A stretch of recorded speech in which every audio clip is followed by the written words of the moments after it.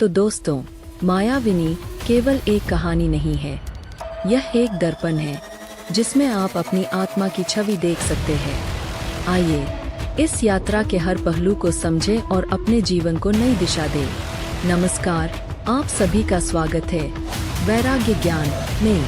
आज के कहानी में हम चर्चा करेंगे श्री अरुण कुमार शर्मा द्वारा लिखित कहानी जिसका नाम है मायाविनी।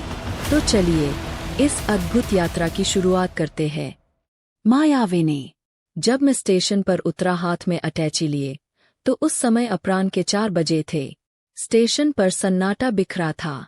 मेरे साथ जो 4-5 यात्री उतरे थे, वे न जाने कहाँ गायब हो चुके थे। स्टेशन मास्टर बंगदेशीय थे। नाम था शरद बाबू।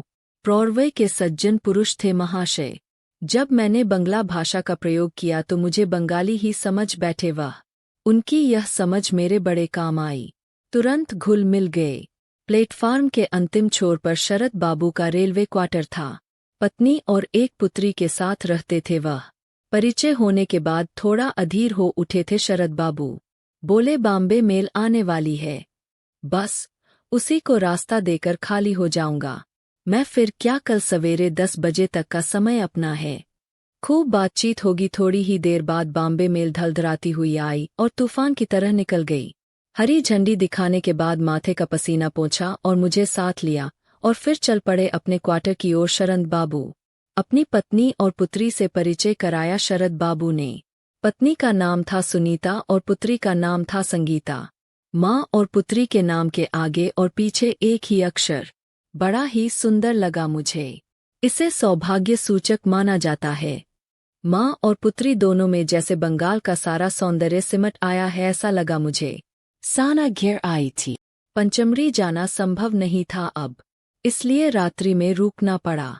शरद बाबू ने अपनी बिरादरी का मानुष समझकर प्रेमपूर्वक सारी व्यवस्था कर दी। रात्रि भोजन के समय शरद बाबू अचानक पूछ बैठे, पंचमरी कैसे जाना हो रहा है आपका? प्रश्न सुनकर थोड़ा अचकचा गया, फिर अपने को संभालते हुए बोला, मैं एक तांत्रिक सन्यासिनी का दर्शन करने के लिए आया हूँ यहाँ। यह सुनकर एक बारगी चौंक कर मेरी ओर स्थिर दृष्टि से देखने लगे शरद बाबू। उस समय उनकी दृष्टि में भय, आतंक और आश्चर्य का मिश्रित भाव था। लेकिन क्यों, समझ में नहीं आया उसका कारण मुझे। फिर सिर झुककर धीरे धीरे भोजन करने लगे वह। फिर कोई बात नहीं हुई। प्रातःकाल जब मैं चलने लगा तो धीरे से पूछा शरद बाबू ने, क्या आप उस तांत्रिक सन्यासिनी से पूर्व परिचित है? उनकी वाणी में गंभीरता थी। नहीं, मैं तो उस साधिका का नाम तक भी नहीं जानता। मेरा उत्तर सुनकर चकित हुए शरद बाबू फिर थोड़ा व्यंग मिश्रित स्वर में बोले, आप नहीं जानते, लेकिन मैं तो जानता हूँ बंधु, उसका नाम है मायाविनी। मायाविनी है, मायाविनी। जो उसके मायाजाल में एक बार फंसा तो फंसा, फिर मुक्ति कहाँ? कहने की आवश्यकता नहीं। शरद बाबू की इन बातों का उस समय कोई प्रभाव नहीं पड़ा मुझ पर। इसका कारण था कि बनारस से चलते समय गुरुदेव डॉ. गोपीनाथ कविराज जी ने कहा था, वह उच्च कोटि की तांत्रिक सन्यासिनी है, परम योग साधिका है। कई दुर्लभ योग तंत्र की सिद्धियां उपलब्ध हैं। उस दिव्यात्मा को पंचमरी के अने में एक कंदरा में न जाने कब से निवास कर रही है, वह पता नहीं। गुरुदेव के मुख से यह सब सुनकर उस दिव्यात्मा सन्यासिनी के दर्शन का लोभ संवरण कर सका और चल पड़ा दूसरे ही दिन पंचमरी के लिए। दूर तक सीधी किसी विधवा की मांग की तरह सूनी टेढ़ी मेरी सड़क चली गई थी और उसी के साथ चली गई थी हरे भरे वृक्षों की लंबी कतार, जो सड़क के दोनों ओर निस्तब्ध मौन साधे चुपचाप खड़े थे। और उन्हीं वृक्षों की ओट से कुहरे से ढकी पंचमरी भी झांक लेती थी, बेडौल भद्दी और बदरंग पहाड़ियों को अपने आंचल में समेटे हुए। और जब कभी बीच बीच में वृक्षों की हरितिमा का क्रम कुछ टूट सा जाता है, आंखों के सामने आ जाते सलोने सांवले बादलों के छोटे छोटे टुकड़े, जो पहाड़ियों को छूते हुए उड़े जा रहे थे दिशाहीन से। कलाई घड़ी पर नजर डाली, 4:35। देर हो गई थी मुझे चलने में।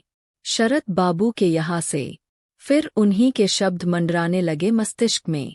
बार बार सोचने पर भी तांत्रिक सन्यासिनी के प्रति उनके विचार और भाव समझ में नहीं आ रहे थे। उनकी धारणा के प्रति भी संदेह था मुझे। कौन सी ऐसी बात थी? पहली बार जाना हो रहा था मेरा पंचमरी। इसलिए जरा सा भी अनुमान नहीं था कि पंचमरी में सूरज जल्दी डूब जाता है। सिर घुमाकर पश्चिम की ओर देखा, वृक्षों के झुरमुट के पीछे सूरज का लाल गोला सरकता सरकता बादलों के टुकड़ों के पीछे पहाड़ियों में अपना मुंह छिपा रहा था। बस स्टॉप आ गया। जल्दी से उतरा बस से।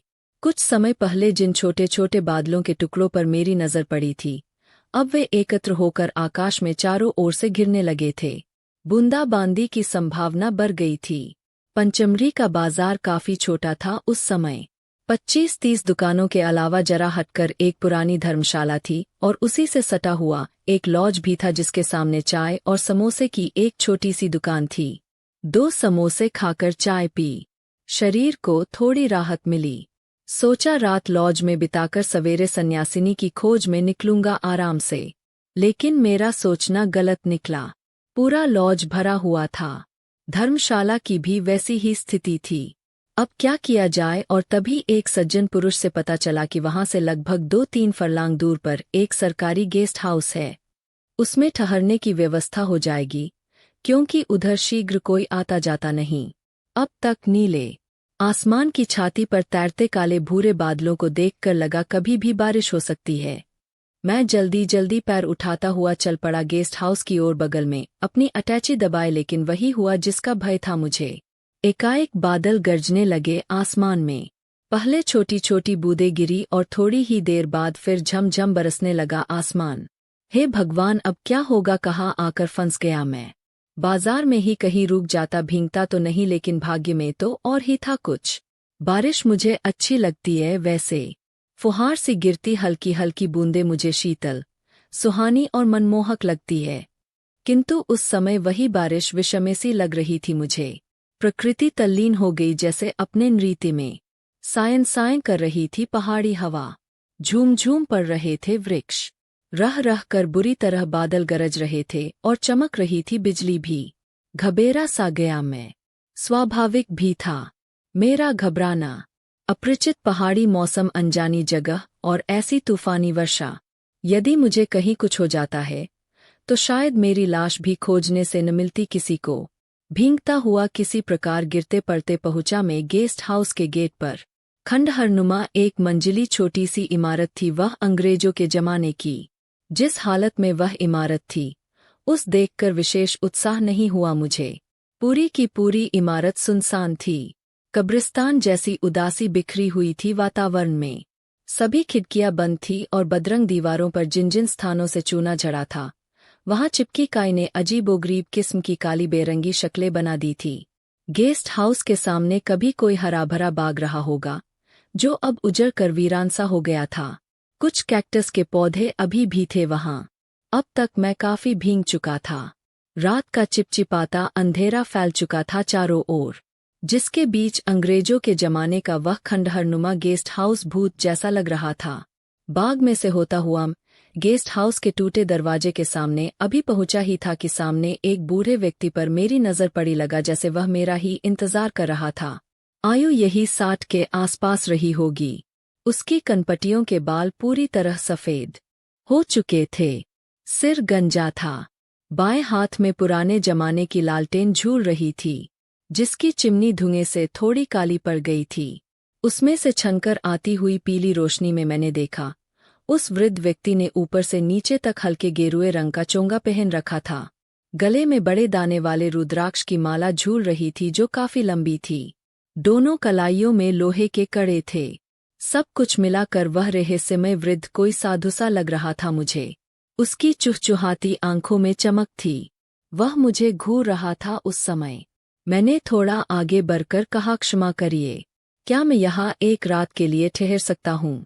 वृद्ध की आंखें फैल गई आश्चर्य से और उसी के साथ आंखों की चमक भी थोड़ी बढ़ गई। एक बार फिर घूर कर देखा उसने और बुदबुदाते हुए कहा, क्यों नहीं, क्यों नहीं, आइए। वह मुझे एक हालनुमे कमरे में ले गया, जिसमें हल्का हल्का अंधेरा छाया हुआ था और सीलन की गंध आ रही थी। मैंने सिर घुमाकर चारों ओर देखा। दीवारों पर मकड़ी के जाले लटक रहे थे। फर्श धूल से भरा था और लगता था कि जैसे महीनों से सफाई न हुई हो उसकी। सामने एक लंबी चौड़ी खिड़की थी, जिसमें से उस समय हवा के साथ पानी का बौछार भीतर आकर फैल रहा था। बीच में एक बड़ा सा तख्त था जिस पर पुरानी दरी बिछी हुई थी, गंदी और मटमैली सी। कुछ कुछ रहस्यमय लग रहा था मुझे कमरे का वातावरण। वह साधु जैसा वृद्ध व्यक्ति कमरे में चहलकदमी करते हुए अचानक मेरी ओर मुड़ा और बोला, रे आप खड़े क्यों हैं? बैठिए। मैं मटमैली गंदी दरी पर बैठ गया। वृद्ध चहलकदमी करते हुए खिड़की के पास जाकर खड़ा हो गया। उसके दोनों हाथ झूल रहे थे। उस समय कमरे का उदासी भरा मौन खलने लगा। मुझे हौले से पूछा, क्या आप यहाँ अकेले ही रहते हैं? मेरी बात सुनते हुए वह वृद्ध घूमा। मुझे ऐसा महसूस हुआ कि उसने मुझे देखने के लिए अपना पूरा शरीर घुमाया है। खखारते हुए वह बोला, हाँ बेटे, मैं एक लंबे अरसे से अकेले ही रहता आया हूँ इस इमारत में। वृद्ध ने अपने शब्दों का प्रयोग इस भाव से किया था कि मेरे होठों पर न जाने क्यों मुस्कुराहट फैल गई। निश्चय ही उसका मस्तिष्क विकृत सा लगा था मुझे उस समय।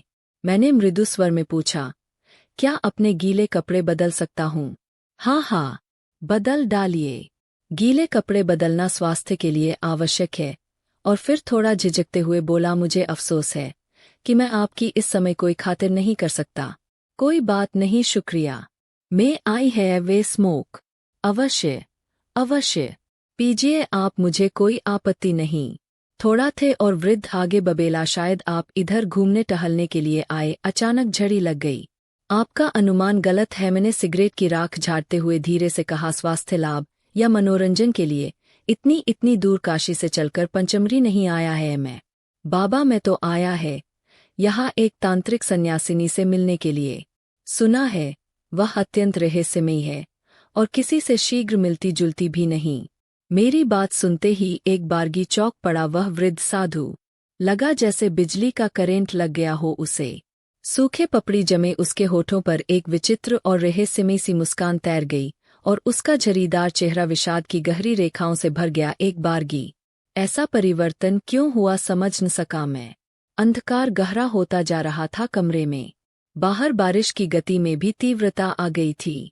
मैंने प्रसंग बदलना चाहा, लेकिन उसके पहले ही अपने दोनों हाथों की अंगुलियों को आपस में फंसाते हुए वह वृद्ध सन्यासी धीरे धीरे चलकर मेरे करीब आया।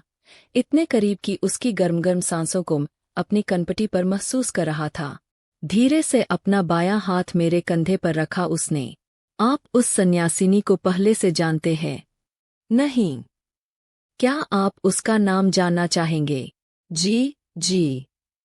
हाँ, उसका नाम है सिद्धेश्वरी। सिद्धेश्वरी माँ, सचमुच वह सिद्ध सन्यासिनी है, इसमें संदेह नहीं। यह सुनकर दंग रह गया मैं एक बारगी। क्या यह वृद्ध साधु उस तांत्रिक सन्यासिनी से भली भांति परिचित है? होगा तभी तो। हिम जैसे उसके शीतल हाथ के स्पर्श से न जाने कैसी रोमांच की विचित्र अनुभूति हुई मुझे, जिससे एक सनसनी मेरे सारे शरीर में दौड़ गई। उसका हाथ धीरे से मैंने हटा दिया और हकलाते हुए धीरे से पूछा, क्या आप सिद्धेश्वरी माँ से पूर्ण परिचित है? कमरे का वातावरण अब तक और अधिक रहस्यमय हो गया था। एक अनपेक्षित सी गंभीरता और एक विचित्र सी मनहूसियत छाती जा रही थी वहां। वृद्ध साधु खिड़की के बाहर बिखरे घोर अंधकार की ओर देखते हुए गंभीर स्वर में बोला, मैं परिचित न होऊंगा तो भला और कौन होगा? मेरी समझ में नहीं आया कुछ। सोचने लगा, इस वृद्ध साधु का क्या संबंध हो सकती आयदेश्वरी माँ से? क्या यह साधु भी कोई तांत्रिक है या और कुछ? मैंने देखा लालटेन की पीली रोशनी में वृद्ध कांप रहा था। उसका पूरा शरीर हिल रहा था न जाने क्यों। कमरे में चारों ओर चक्कर काटने लगा। शायद सिगरेट की गंध पाकर अब तक दूसरी सिगरेट सुलगा ली थी मैंने। सिगरेट का धुआं। वृद्ध साधु खिड़की से हटकर मेरे करीब आया और अकस्मात उसने पूछा, आत्म मुक्ति पर विश्वास करते हैं आप? चाहता है वह? मेरी इच्छा है कि जोर से ना कर दूं, लेकिन उसके चेहरे पर नाचती उत्कंठा एवं उद्विग्नता को देखते हुए उसे निरुत्साहित आत्ममुक्ति में इस बार मेरे चौंकने की बारी थी। क्या कहना करने का साहस नहीं हुआ मुझे। मैंने कहा, जी हाँ, जहाँ तक मेरा विचार है आत्ममुक्ति किसी न किसी अवस्था में संभव अवश्य है। आत्मा मुक्त होने पर परम शांति का अनुभव करती है, ऐसा पढ़ा सुना है मैंने। वह मेरे और निकट आ गया और बोला, मुझे लग रहा है कि आपको मेरे प्रति पूर्ण सहानुभूति है। सोचता हूँ आपको सब कुछ बतला ही हूँ। क्या आप मेरी कथा सुनेंगे? अवश्य, लेकिन आप भी बैठ जाइए। इससे मुझे आपकी कथा सुनने में सुविधा होगी। वृद्ध तख्त के एक ओर बैठ गया। कुछ कहने के लिए उसके होंठ स्पंदित हुए थे कि सहसा सहमी दृष्टि से उसने खिड़की की ओर देखा और फिर थोड़ा सिहर कर कहा, आज से 110 वर्ष पहले मेरी बलि दी गई थी। बलि? यूं? मेरा खून सर्द हो गया। हृदय की गति अवरुद्ध सी होती जान पड़ी। उसके विलक्षण हाव भाव से मुझे ऐसे ही किसी अनपेक्षित अप्रत्याशित रहस्योद्घाटन की आशा थी, लेकिन मुझे रंचमात्र भी विश्वास नहीं था कि रहस्योद्घाटन इतना सनसनीखेज और इतना भयंकर भी हो सकता है। कई क्षणों तक मैं स्तब्ध रहा, किंतु फिर साहस करके बोला, फिर सशरीर मेरे सामने कैसे हैं आप? वृद्ध की आंखें चमक उठी एक बारगी। एक लंबी सांस लेकर वह बोला, इसी कारण परेशान हूँ और हूँ अशांत।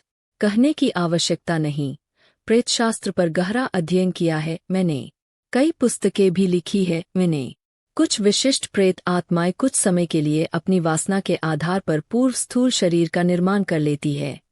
इसलिए जब उस वृद्ध साधु ने यह कहा कि उसका वह प्रेत शरीर है और जिस शरीर की बलि दी गई थी उसका नरकंकाल कहीं टंगा हुआ है, तो उसका प्रभाव मुझ पर नगण्य ही रहा। लेकिन नरबलि की बात ने मुझे चिंतित और थोड़ा विचलित कर दिया था। अवश्य। क्यों बलि दी गई थी आपकी, और दी किसने थी? मैंने थोड़ा सहिष्णु होकर पूछा। यही तो मेरी कथा है भाई। वह एक क्षण के लिए रुका इतना कहकर और फिर बोला, आपका नाम क्या है? मुझे आश्चर्य हुआ, आखिर नाम जानकर करेगा क्या यह? मैंने बतलाया, अरुण कुमार शर्मा। मेरा नाम सुनकर हो होकर हंसने लगा वह वृद्ध साधु।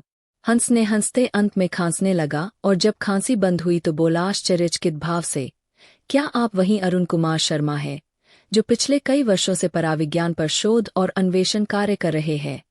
जी हाँ, मैं वही अरुण कुमार शर्मा हूँ। मैंने दूसरी सिगरेट जलाते हुए उत्तर दिया। तब तो मेरी कथा पर आपको पूरा विश्वास होगा। मैंने समर्थन में सिर हिलाया। हाँ, तो 110 वर्ष पहले मैं भी आपकी ही तरह योग और तंत्र मंत्र के चक्कर में इधर उधर भटक रहा था। उस समय आपकी ही तरह मैं भी जवान, स्मार्ट, सुंदर और आकर्षक व्यक्तित्व का धनी था। तंत्र मंत्र का चक्कर अवश्य था, मगर मैं तो सरकारी नौकरी करता था। हाँ, मैंने आपको अपना नाम नहीं बतलाया। मेरा नाम है चंद्रभूषण भारद्वाज। उस समय कालिम्पोंग में था मैं। वहाँ महाकाली का अति प्राचीन मंदिर था। शायद अब भी हो, कहाँ नहीं जा सकता। खैर, मंदिर से सटे एक छोटे से कमरे में एक तंत्र साधक रहते थे। लगभग 50-60 के रहे होंगे। नाम था वामाचरण। बंगाली सज्जन थे।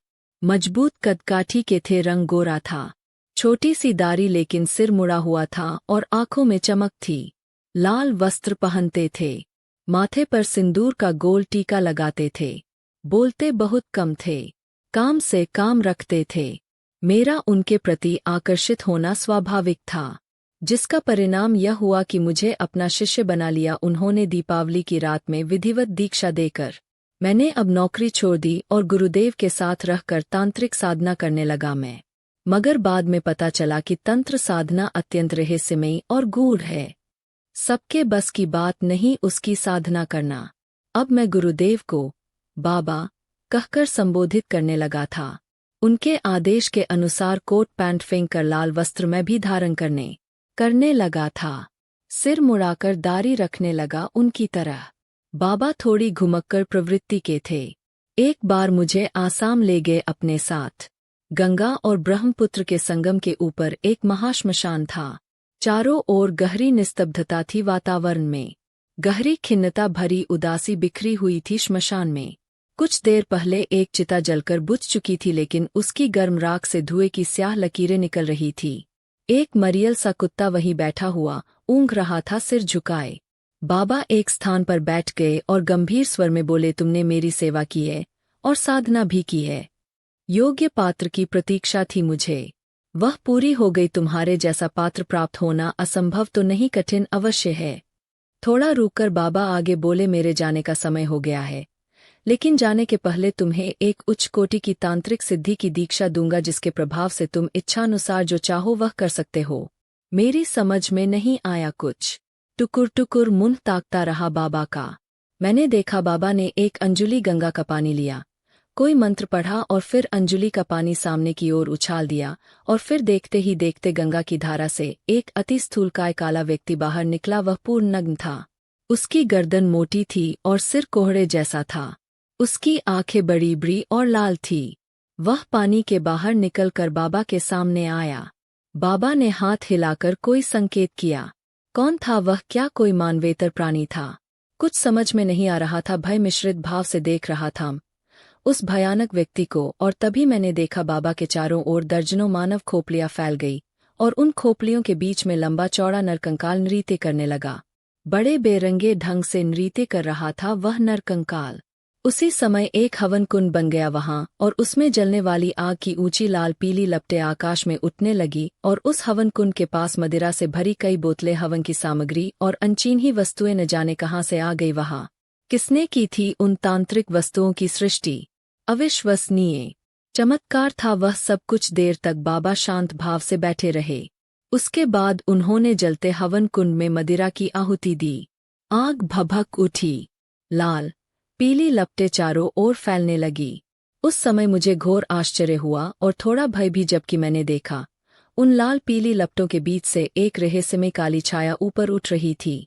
बाद में सब कुछ स्पष्ट हो गया।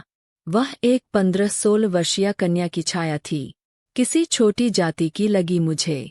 रंग काला था लेकिन शरीर सुगठित और चेहरा आकर्षक था।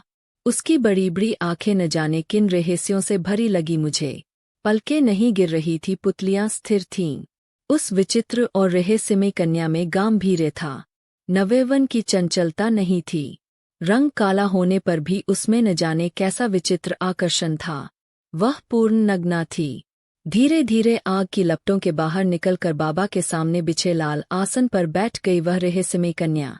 अपने तांत्रिक अनुष्ठान में लीन थे बाबा। उन्होंने एक बार सिर घुमाकर उस कन्या की ओर देखा और फिर अपने कार्य में लीन हो गए। अग्नि कुंड में प्रकट होने वाली वह श्यामा कौन थी, यह मेरे लिए अति रहस्यमय था। निश्चय ही वह कोई और थी, मनुष्य नहीं थी, इसमें संदेह नहीं। और तभी न जाने किधर से एक युवती प्रकट हो गई श्मशान में। उसकी आयु 25-30 के लगभग रही होगी। गोरा रंग था, सिर के काले स्याह बाल बिखरे हुए थे। न जाने कितने सपनों से भरी बड़ी बड़ी भौराली आंखें, मस्तक पर लाल सिंदूर का बड़ा सा गोल टीका और गले में मोतियों की कई मालाएं। लाल चौड़े पार की साड़ी पहने थी वह। उसके होठों पर मंद मंद मुस्कराहट थी। अति प्रसन्न दिखी वह रहस्यमय युवती मुझे। उस अज्ञात युवती के प्रकट होते ही बाबा की आहुति बंद हो गई, और बाबा सिर घुमाकर प्रसन्न भाव से बोले, आ गई रोहिणी, तुम्हारी ही आवश्यकता थी मुझे इस समय। युवती ने प्रणाम किया और बाबा के बगल में बैठ गई पद्मासन की मुद्रा में। वह निश्चय ही बाबा की भैरवी थी रोहिणी। यह समझते देर न लगी मुझे, और यह भी समझते देर न लगी कि रोहिणी किसी उच्च कुल से संबंधित थी। न जाने कैसे बाबा ने दीक्षा देकर अपनी भैरवी बना लिया था रोहिणी को। मैं तो यह जानता था कि बिना भैरवी के तांत्रिक साधना कैसी, सफलता कहाँ मिलेगी बिना भैरवी के। भैरवी तो एक अति आवश्यक अंग है तंत्र साधना मार्ग का। बड़े भाग्य से साधक को योग्य और अनुकूल भैरवी उपलब्ध होती है। माँ महामाया की जब अनुकंपा होती है तभी साधनानुकूल भैरवी के दर्शन होते हैं, अन्यथा नहीं। साधक के साधना मार्ग में कोई त्रुटि होने पर, कोई गड़बड़ी होने पर, किसी प्रकार की विकट स्थिति उत्पन्न होने पर अथवा किसी प्रकार की बाधा उत्पन्न होने पर संभाल लेती है भैरवी। मैंने देखा अब बाबा हवन कार्य को बंद कर रक्त, चंदन, जवा, पुष्प और अक्षत से भैरवी की पूजा कर रहे थे। भैरवी के नेत्र बंद थे, उसके बाल पीठ पर बिखरे हुए थे। एक विशेष प्रकार की दिव्य आभा से दपदप कर रहा था भैरवी का मुखमंडल। भैरवी पूजा के बाद बाबा ने फिर शुरू कर दिया तांत्रिक हवन। लाल पीली लपटें फिर उठने लगी हवन कुंड से। उस काले मोटे व्यक्ति ने नरमुंडों को उठाकर हवन कुंड के चारों ओर क्रम से रखा और फिर उनमें मदिरा उड़ेली। अब तक नाच रहा नर कंकाल एकाएक गायब हो गया था, न जाने कहाँ। हवन कुंड से कच्चे मांस के जलने की दुर्गंध निकलकर चारों ओर फैलने लगी थी। श्मशान के उदास वातावरण में पश्चिम के पहाड़ों के पीछे सूरज डूब चुका था। अब सांझ की स्याही बिखरने लगी थी चारों तरफ। श्मशान का वातावरण अब पहले से अधिक भयावह हो उठा था, भूथा जैसा। भैरवी पाषाणवत बैठी थी अभी तक। बाबा उसकी ओर देखते हुए न जाने कौन सा मंत्र बुदबुदा रहे थे अब। कौन सी तांत्रिक क्रिया थी, कौन सी तंत्र साधना थी, वह समझ में नहीं आ रहा था। और यह भी समझ में नहीं आ रहा था कि कौन सी सिद्धि देंगे मुझे बाबा इस भयंकर और अति रहस्यमय तांत्रिक अनुष्ठान के पश्चात। एक और पत्थर पर बैठा टुकुर टुकुर सब कुछ देख रहा था मैं। यह सोचते हुए मैंने पलटकर देखा, भारद्वाज की बुरी आंखों में भय और आतंक की छाया लहरा उठी थी अचानक उस समय। क्यों? मेरी समझ में नहीं आया कुछ। कैसी विचित्र दृष्टि थी वह, मुझे अच्छा नहीं लगा। भावहीन स्वर में बोले भारद्वाज, तंत्र मंत्र की विलक्षण कथा है, न शायद विश्वास नहीं करेंगे आप। नहीं नहीं, ऐसा न सोचे आप, मैं तो स्वयं इस दिशा में हूँ, विश्वास क्यों नहीं होगा। शर्मा जी, भारद्वाज ने आगे कहना शुरू किया, अनजाने कहाँ से एक मोटा ताजा काला बकरा ले आया वह रहस्यमय व्यक्ति।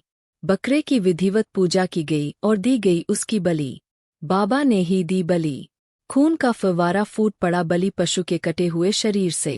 रक्त रंजित हो उठी हवन कुंड की भूमि और पास ही बैठी हुई समाधिस्थ कृष्णवर्णा षोडशी कन्या का पूरा शरीर भी प्लावित हो उठा पशु रक्त से। अति भयानक लग रही थी वह रहस्यमय तरूणी। और उसी समय एकाएक गंगा के तट से संवेद स्वर में सियारों के रोने की आवाज आने लगी और उसी के साथ खून से सने कच्चे मांस के टुकड़े गिरने लगे आकाश से। बड़ी भयानक स्थिति की सृष्टि हो गई देखते ही देखते। आतंक और भय से भर उठा मेरा मन। सियारों का रूदन, बकरे का छटपटाता रक्तरंजित शरीर और मांस वर्षा श्मशान के वातावरण को और अधिक भयानक बना रहा था। स्याह अंधेरे में पत्थर पर पत्थर बना बैठा मैं बाबा के तांत्रिक शक्ति के प्रभाव से आक्रोश भरे और तमतमाए चेहरे की ओर कभी देखता तो कभी देखता निश्चेष्ट बैठी भैरवी की ओर। सच तो यह था कि मेरी आंतरिक स्थिति बड़ी दयनीय हो रही थी श्मशान के भयावह वातावरण में उन रहस्यमयी तांत्रिक क्रियाओं को देखकर। शर्मा जी, क्या कहूँ, यदि मैं यह जानता कि और भी कुछ अविश्वसनीय घटना घटने वाली है तो वहां एक पल भी रुकता नहीं, भाग खड़ा होता मैं तुरंत। अनायास ही भारद्वाज के स्वर में तीखापन आ गया और उसी तीखेपन से भरे स्वर में बोले, वह सांझ की स्याही रात्रि की कालिमा में बदल चुकी थी अब तक। श्मशान का सन्नाटा अब और गहरा गया था। हवन कुंड के सामने जलते हुए पंचमुखी दीपक के पीले प्रकाश में निस्तब्ध और निर्विकार बैठी हुई उस षोडशी श्यामांगी का चेहरा विभत्स और विवर्ण लगा मुझे। साक्षात कालरात्रि प्रतीत हो रही थी उस समय वह। हे भगवान, क्या है यह सब? निश्चय ही मैं किसी भयंकर तांत्रिक चक्कर में फंस गया था, इसमें संदेह नहीं। हे माँ, क्या होगा अब? मेरा मस्तिष्क जैसे शून्य होता जा रहा था। शर्मा जी, क्या और कैसे बतलाऊं मैं आपको उस समय की अपनी मनस्थिति को? फिर क्या हुआ? व्यग्र भाव से पूछा मैंने और तभी हवा का एक झोंका आया और कमरे में बिखर गया एक बारगी और उसी के साथ धुआं फेंकता हुआ बुझ गया लैंप भी। मैं बैठा रहा अपने स्थान पर। शराबी की तरह लड़खड़ाते कदमों से भारद्वाज उठे। लैंप फिर से जलाया उन्होंने। लैंप की हल्की पीली रोशनी में कमरा पहले से अधिक भयानक हो उठा। कांपते लौ की रोशनी जब कभी भारद्वाज के चेहरे पर नाचती तो चेहरे की गहरी रेखाएं और गहरी हो जाती। अब तक लैंप का हल्का पीला प्रकाश पूरे कमरे के रहस्यमय वातावरण में फैल चुका था।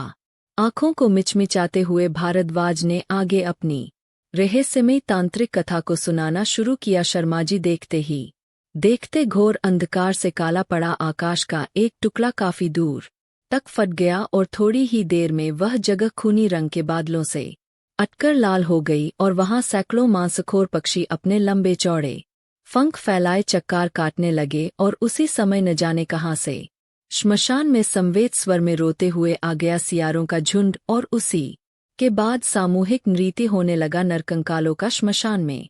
कभी वे नृत्य करते तो कभी हो होकर आपस में हंसते, चीखते और चिल्लाते।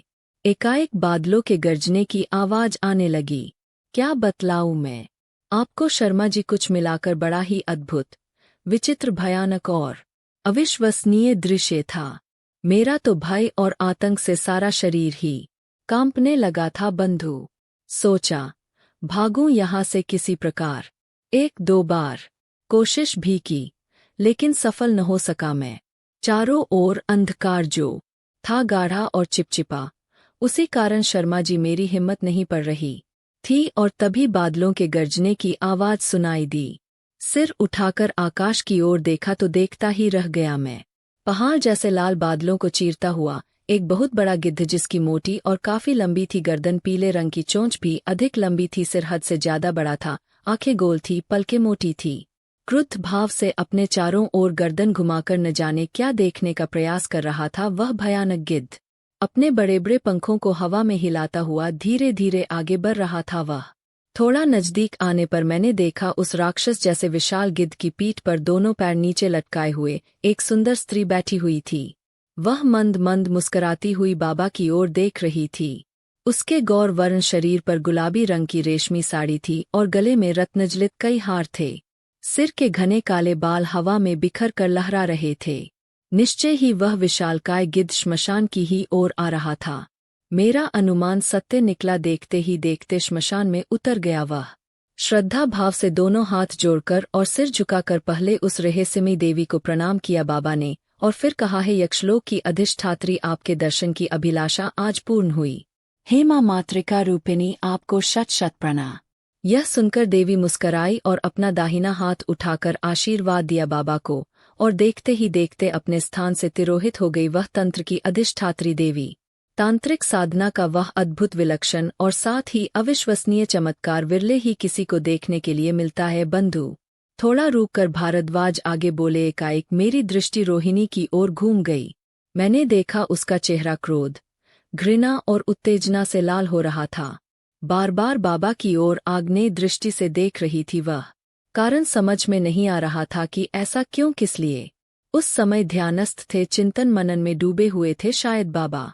उस समय मैंने यह भी अनुभव किया कि श्मशान का वातावरण बोझिल सा हो रहा है। ऐसा भी लगा कि कोई अघटित होने वाला है। तभी बाबा की आवाज कानों में पड़ी। वे बुला रहे थे मुझे, और जब मैं क्रियास्थली पर पहुंचा तो देखा बाबा के सामने वह रहस्यमयी कन्या बैठी हुई थी, नेत्र बंद किए, निश्चल पाषाणवत। बाबा ने संकेत से उसका पूजन करने का आदेश दिया और मैंने वैसा ही किया। लाल चंदन, अक्षत, जवा, पुष्प आदि से पूजन कर मदिरा पात्र अर्पित किया, और अर्पित करते ही षोडशी के नेत्र खुल गए। तीव्र दृष्टि से देखा उसने मेरी ओर। हे प्रभु, हे मां, क्या था उन लाल हो रहे नेत्रों में? पूरी सृष्टि को निगल लेने का भाव, आक्रोश से भरा छिन्न भिन्न कर देने का भाव, भय और आतंक का भाव। समझ गए न आप? उत्तर में केवल सिर हिला दिया मैंने। अब मैं जो कथा सुनाऊंगा, क्या आप उस पर विश्वास करेंगे न? क्यों नहीं, क्यों नहीं करूंगा मैं। तो सुनिए। भारद्वाज ने आगे कहना शुरू किया। उच्च स्वर में कोई तांत्रिक मंत्र पढ़कर बाबा ने कन्या पर अभिमंत्रित जल फेंका। मैंने देखा जल का स्पर्श करते हुए वह षोडशी कन्या धीरे धीरे अग्निपुंज में बदल गई। आश्चर्य से मेरी आंखें फटी की फटी रह गई एक बारगी। अंत में वह अग्निपुंज बहुत छोटा हो गया और तीव्र गति से आकर मेरे शरीर में समा गया।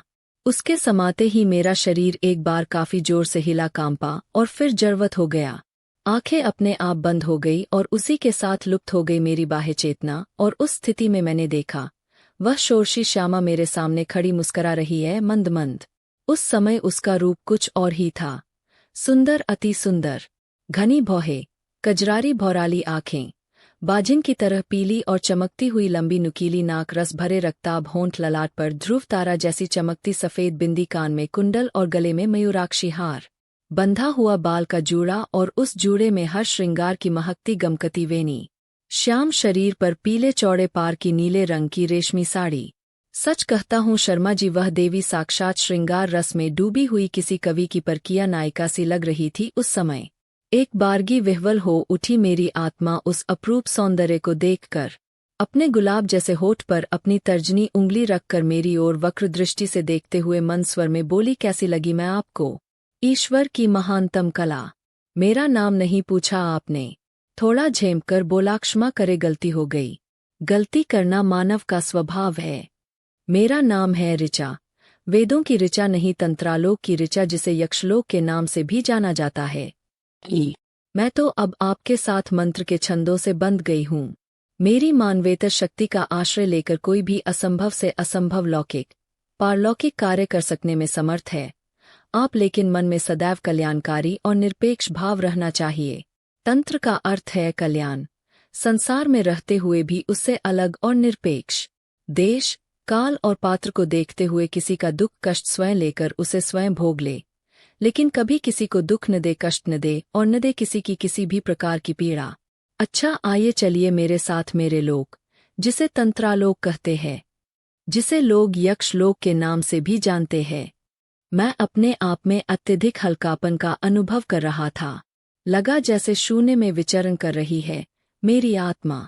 एकाएक मैं घिर गया नीले रंग के बादलों से। बड़ा सुखद लगा मुझे। नीले बादलों के झुंड हटते गए और मैं आगे बढ़ता गया। मैं किस कान से सुन रहा था, किस आँख से देख रहा था और किस मुंह से बोल रहा था, यह मैं नहीं बतला सकता, लेकिन मेरा मन सारी स्थितियों का अनुभव कर रहा था और बराबर मेरी आत्मा ग्रहण करती जा रही थी उस अलौकिक जगत के वातावरण में बिखरे गूढ़ गोपनीय रहस्यों को। यक्षलोक के विषय में विशेष अध्ययन के लिए पढ़े कारण पात्र। अचानक उसी अवस्था विशेष में किसी का आर्तनाद सुनाई दिया मुझे। किसका था वह आर्तनाद? एक बारगी चैतन्य हो उठा मैं। कांच की तरह क्षण से टूट गया था तांत्रिक मायाजाल। आंखें खुली, देखा सामने बाबा का रक्तरंजित शरीर पड़ा था और उनकी छाती पर बैठी हुई थी रोहिणी, हाथ में बलि खड्ग लिए अट्टहास करती हुई भयंकर मुद्रा में।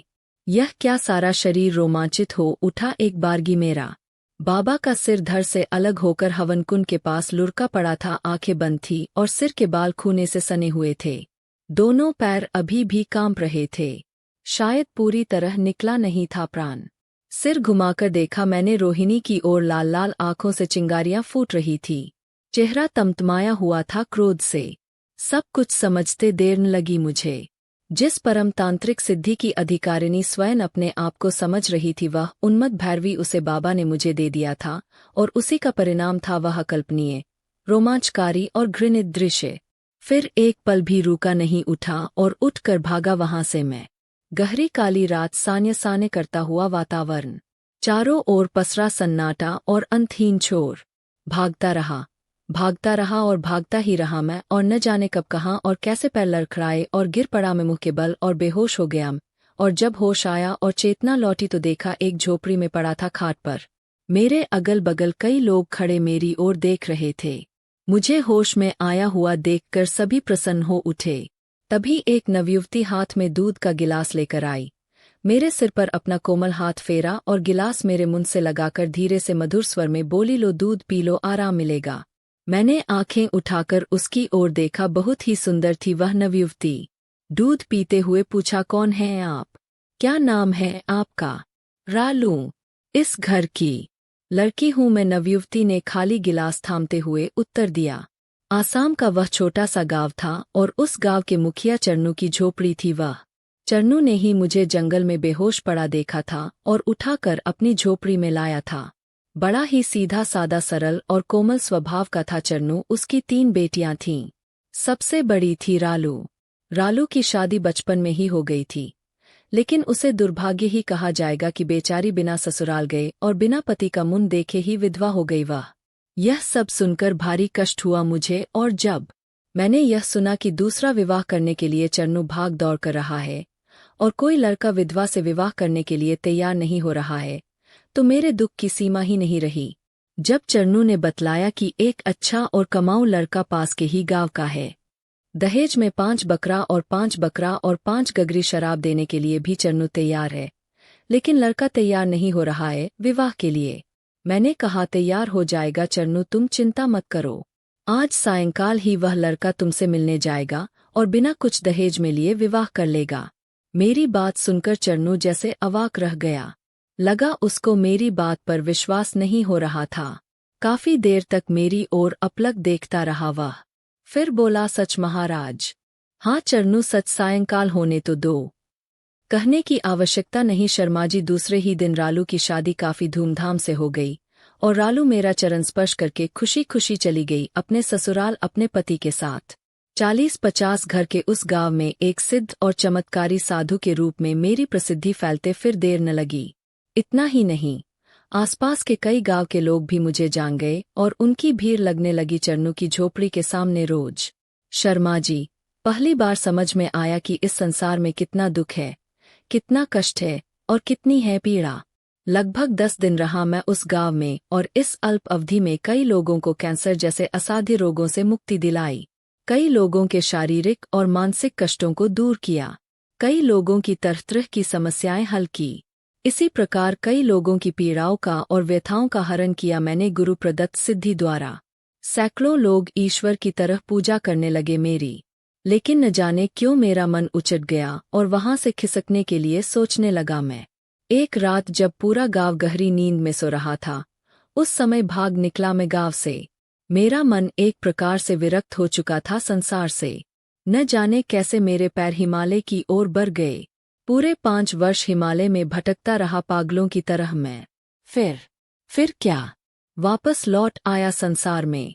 कोई ऐसा तीर्थ नहीं बचा जिसकी यात्रा मैंने नहीं की। लेकिन संतप्त मन स्थिर नहीं हो पाया। आसाम के गांवों में मनुष्य के जिन कष्टों, जिन दुखों को और जिन विवशताओं को देखा था और किया था अनुभव, शर्मा जी, उन सब कर गहरा प्रभाव पड़ा था मेरी आत्मा पर, और यही कारण था मेरे मन की अशांति का। सचमुच विरक्त हो गया था मैं संसार से। नित्य मैं इधर उधर भटकता, अलौकिक सिद्धि का बोझ लिए। भिक्षा में साधु को जो कुछ मिल जाता उसे स्वीकार कर लेता मैं सहर्ष। रात होती किसी मंदिर में या किसी एकांत स्थान में कंबल ओढ़ कर सो जाता मैं। और तभी एक घटना घट गई। बड़ा ही दारुण और साथ ही बड़ा ही करुण वातावरण था वह। एक टूटे फूटे पुराने मकान में एक अति दरिद्र परिवार रहता था। कुल 7 प्राणी थे उस अकिंचन परिवार में, पति पत्नी और 5 बच्चे। चरम अभाव का साकार रूप था वह परिवार, और इसी कारण टीवी रोग से ग्रस्त गंगाराम ने आत्महत्या कर ली थी। उसकी निर्जीव काया एक मैली कुचैली चादर में लिपटी आंगन में पड़ी थी। पास पड़ोस और नाते रिश्तेदार का कोई भी आदमी नहीं था वहां। अगर थे तो जोर जोर से रोते हुए बच्चे थे, और शव पर सिर धुन कर विलाप करती हुई गंगाराम की पत्नी लालमनी। न जाने क्यों और किस प्रेरणा के वशीभूत होकर उस जीर्ण शीर्ण मकान में भीतर चला गया। एक साधु को सामने देखकर लालमनी हककासी गई। रोते हुए बोली, महाराज, मेरा सब कुछ लुट गया। मैं बर्बाद हो गई महाराज। कहाँ जाऊंगी इन बच्चों को लेकर? कौन है मेरा अब? कैसे पालन पोषण में करूंगी इन बच्चों का? एक साधु को उस मृतक के घर में घुसते हुए कुछ लोगों ने देख लिया, इसीलिए 5-6 व्यक्ति वहां आ गए। सभी मेरी ओर देख रहे थे, लेकिन मैं देख रहा था लालमनी की निस्सहाय अवस्था को। मैंने धीरे से कहा, मां तुम रो मत। रोने से कोई लाभ नहीं। तुम्हारी पीड़ा का स्वयं अनुभव कर रहा हूं मैं। तुम्हारा पति गंगाराम मरा नहीं है, वह तो 4 घंटे से बेहोश है। मेरी बात सुनकर सभी हतप्रभ हो गए। लालमनी ने अविश्वास की दृष्टि से मेरी देखा। हाँ लालमनी, जरा कपड़ा हटाकर देखो तो। कपड़ा हटाया गया। शव पर झुककर देखने लगी लालमनी। शीतल हो गए अंग अब गर्म हो गए, निश्चेष्ट पड़े शरीर में कंपन होने लगा था। बंद आंखें खुल गई। चारों ओर आंखें फाड़ फाड़ कर देखने लगा गंगाराम। सभी आश्चर्यचकित थे। मेरे दोनों पैरों को पकड़कर रोने लग गई थी लालमनी। क्यों न रोती? उसका सुहाग जो लौट आया था। वास्तविकता क्या थी यह तो केवल मैं ही जानता था शर्मा जी। मुंह से ढेर सारा खून फेंककर मर चुका था 4-5 घंटे पहले ही गंगाराम। बाबा की दी हुई सिद्धि ने ही उसे जीवित किया था। क्या बतलाऊं शर्मा जी, इस घटना ने मेरे मन को पूर्ण रूप से संतप्त कर दिया था। अब वैराग्य हो गया था आत्मा को इस नश्वर और दुखमय संसार से।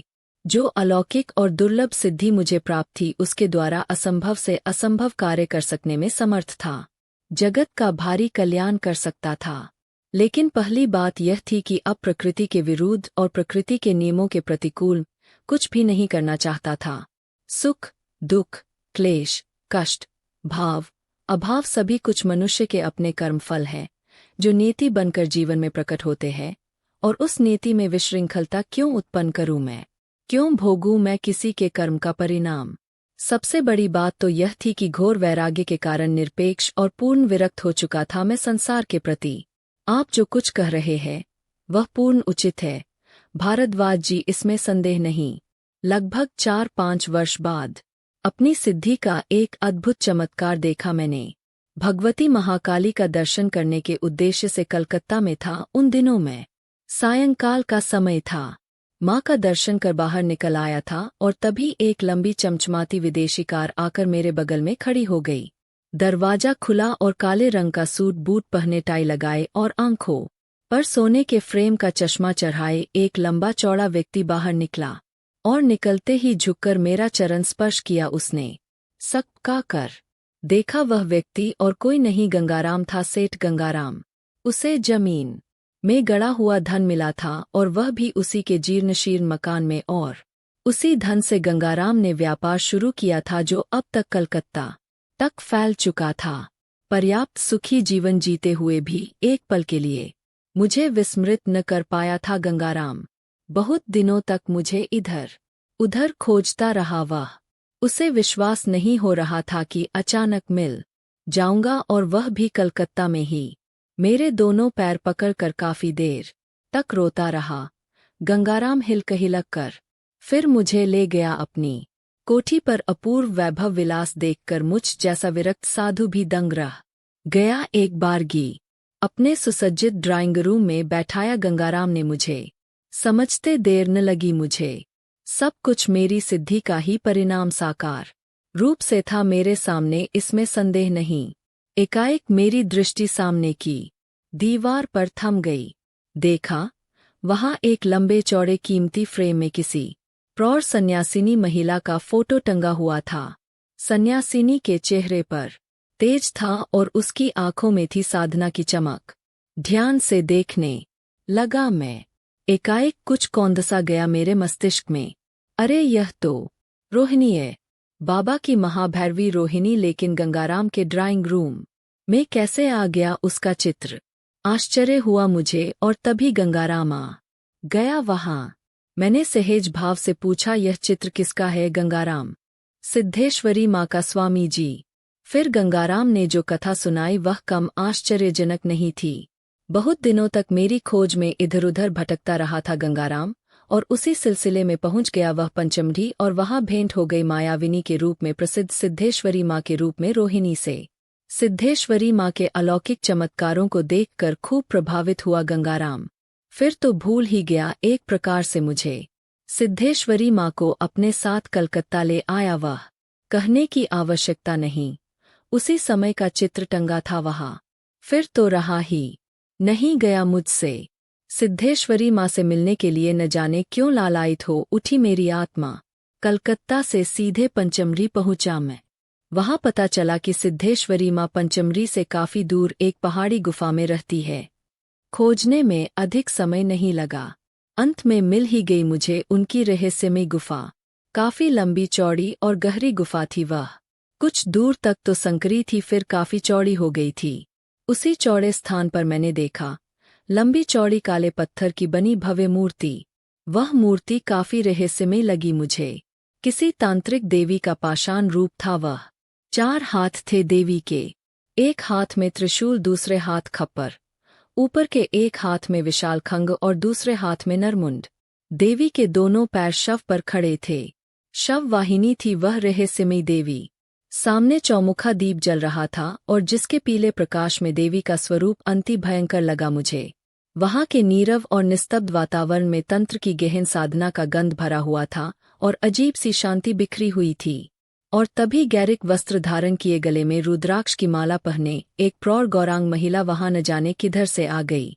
तुरंत पहचान गया मैं। वह रोहिणी यानी सिद्धेश्वरी माँ थी। उन्हें भी मुझे पहचानने में देर न लगी। निश्चय ही मेरे और मेरी सिद्धियों और चमत्कारों के संबंध में विस्तार में बतला दिया था उस मायाविनी को, इसमें संदेह नहीं। मेरा हाथ थामकर बड़े ही प्रेम से सिद्धेश्वरी माँ अपने साधना कक्ष में ले गई। बहुत ही सुंदर था वह साधना कक्ष। बातचीत का सिलसिला चल पड़ा और उसी सिलसिले में सिद्धेश्वरी माँ बोली, तुमको दुर्लभ गुरु प्रदत्त सिद्धि प्राप्त है। उसके द्वारा क्या नहीं किया जा सकता। धनोपार्जन किया जा सकता था, मान सम्मान और प्रतिष्ठा प्राप्त की जा सकती है, यश कीर्ति प्राप्त की जा सकती है, मठ मंदिर और आश्रम का निर्माण किया जा सकता है, संसार को चमत्कृत कर अपना अनुयायी भी बनाया जा सकता है। क्या कुछ नहीं किया जा सकता है? लेकिन तुम हो कि स्वर्ग में रहकर भी स्वर्ग के सुख, आनंद और ऐश्वर्य को उपलब्ध नहीं हो रहे हो। कैसी विडंबना है यह भारद्वाज। सचमुच विडंबना या मेरा दुर्भाग्य ही है यह। लेकिन करूँ क्या? संसार के प्रति विरक्त और निरपेक्ष हो चुका हूँ मैं।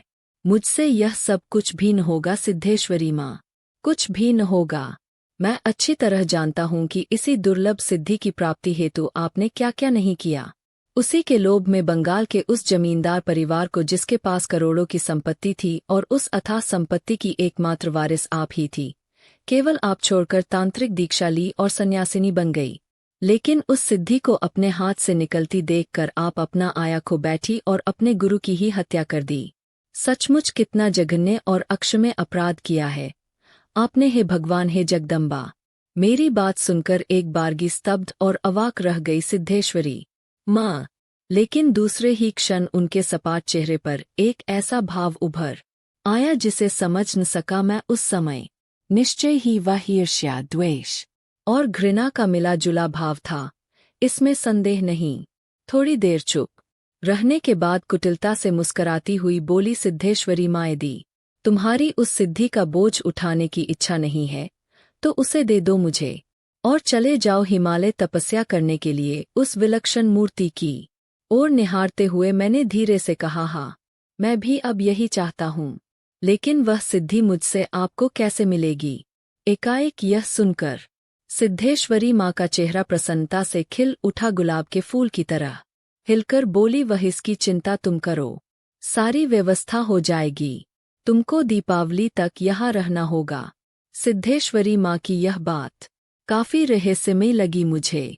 काश उस समय यदि मैं सारी व्यवस्था का अर्थ समझ गया होता तो शर्मा जी इस दुर्गति को न प्राप्त होता। लेकिन जो होना था वह होकर ही रहा, समझा नहीं। साफ साफ बतलाइए क्या हुआ फिर? मैंने थोड़ा व्यग्र होकर पूछा। मेरी बात सुनकर भारद्वाज ने एक बार खिड़की के बाहर फैले अंधकार की ओर देखा और फिर बोले, इसके लिए तंत्र में जो नियम है उसी नियम के अनुसार दीपावली की रात में उसी रहस्यमयी देवी की मूर्ति के सामने बलि दे दी। सिद्धेश्वरी माँ ने आपकी चौंक पड़ा। मैं एक बारगी, हाँ बाई, हाँ मेरी ही बलि धोखा हुआ था मेरे साथ, मेरी बलि देकर वह सिद्धि प्राप्त कर लेना चाहती थी वह मायाविनी। यही एक रास्ता था उसके लिए। कैसे क्या हुआ बतलाएंगे आप मुझे? पहले मुझे खूब शराब पिलाई गई, फिर उस रहस्यमयी देवी की पूजा करने के लिए कहा गया और उसके बाद सिर झुकाकर देवी को प्रणाम करने का आदेश दिया गया। लेकिन जैसे ही मैंने दोनों हाथ जोड़कर प्रणाम करने की मुद्रा में सिर झुकाया, उसी समय खंग से एक झटके से मेरा सिर धड़ से अलग कर दिया गया। कुछ क्षणों तक मेरी आंतरिक चेतना बनी रही और उसी अवस्था में अपना पूरा शरीर हिलने का अनुभव हुआ मुझे। फिर क्या हुआ मैं नहीं जानता।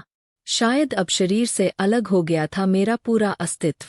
न जाने कब और कैसे अपने आप का और अपने अस्तित्व का बोध मुझे हुआ, बतला नहीं सकता। लेकिन बोध जब हुआ तो देखा मेरे शरीर का नरकंकाल सिद्धेश्वरी माँ के साधना कक्ष में दीवार के सहारे टंगा हुआ हिल रहा था। ग्लानि और पश्चाताप से भर उठी मेरी आत्मा एक अपूर्व, विलक्षण, महत्वपूर्ण और मानवेतर शक्ति संपन्न तांत्रिक सिद्धि, एक परम स्वार्थी, परम अज्ञानी और एक महामूर्ख के हाथ में चली गई थी। कल्याण की बात तो अलग, अपने स्वार्थ के वशीभूत गुरु हत्यारिणी अकल्याण ही करेगी। वह क्या क्या करेगी इसकी कल्पना भी नहीं की जा सकती। बाद में मुझे अनुभव हुआ कि प्रेत योनि को उपलब्ध हो गया हूँ मैं। क्या करूँ, कहाँ जाऊँ मैं अब? अशांत इधर उधर भटकता रहा और अंत में इसी स्थान पर स्थायी रूप से रहने लगा मैं। इतनी कथा सुनाकर चुप हो गए भारद्वाज। सवेरा होने वाला था। बारिश भी बंद हो चुकी थी, लेकिन आकाश में बादल अभी भी घिरे हुए थे। आपकी यह रोमांचकारी और विलक्षण तंत्र कथा सुनकर मेरी आत्मा सन्न रह गई है। दुख से भर उठा है मेरा मन। भारद्वाज जी बोलिए, कुछ कहिए। क्या कर सकता हूँ आपके लिए? मुझसे जो भी होगा वह मैं करूँगा आपके लिए। बतलाइए आप, सच में आप करेंगे मेरी सहायता? झुके हुए सिर को उठाकर बोले भारद्वाज। आप बतलाइए तो पहले। सिद्धेश्वरी माँ की गुफा में लटके हुए मेरे नरकंकाल को ला सकते हैं आप? यह सुनकर थोड़ा व्यग्र हो उठा मैं।